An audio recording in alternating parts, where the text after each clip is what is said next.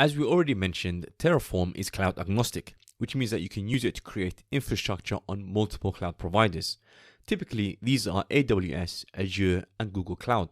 But for our learning purposes, we'll use Terraform to deploy infrastructure to AWS. Now, we could use all three major providers, but that would make this course extremely long. But rest assured that all of the concepts that you learn by deploying to AWS using Terraform will also apply to Azure, Google Cloud, and any other provider.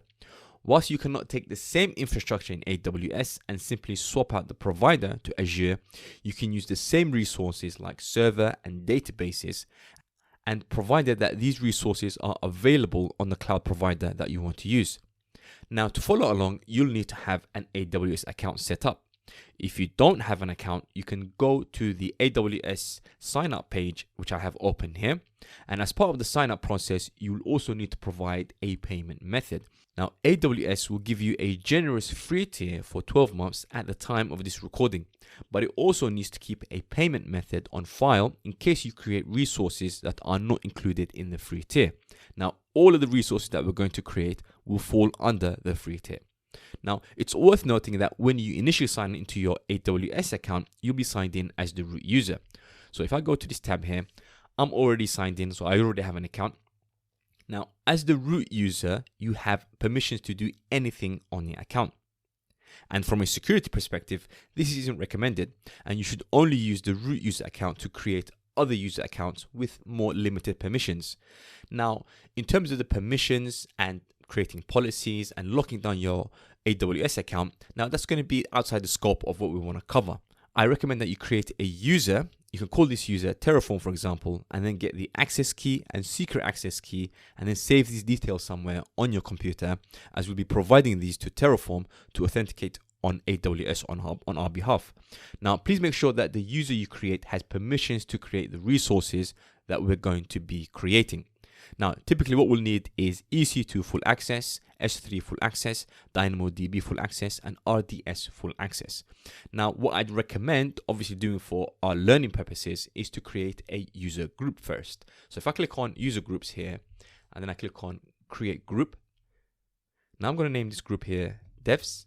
I already have one called DevOps. And then what I want to do is I want to give it the admin access, or I want to attach the administrator policy. So this means that we get full access to all of the resources in AWS. Now, as I mentioned, obviously, depending on your use case, you want to lock down resources, and you want to obviously make sure that you don't give a user complete access to your AWS account. So I'm just going to type in here, administrator. And then the one I'm looking for here is administrator access. So I'm going to highlight this one here, and then I'm going to say create group. So it looks like I already have one with devs. So I'm just going to call it developers. And then I'm going to create the group. Now this creates a developers group. Now I could go back into the users, and I'm going to create a new user. I'm going to call this user Terraform. So now that we have the name for our user, we want to give it access key, programmatic access. So I'm going to select this checkbox here, and then I'm going to click on permissions.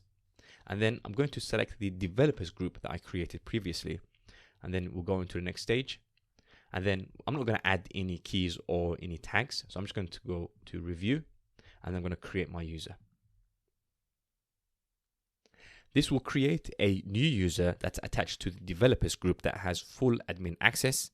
Now, please make ssure that you download the .csv file. This is the only time you're going to get access to the access key and the secret access key. So make sure you download that. We're going to then pass these credentials to Terraform later on so that it can use these credentials to authenticate on our behalf.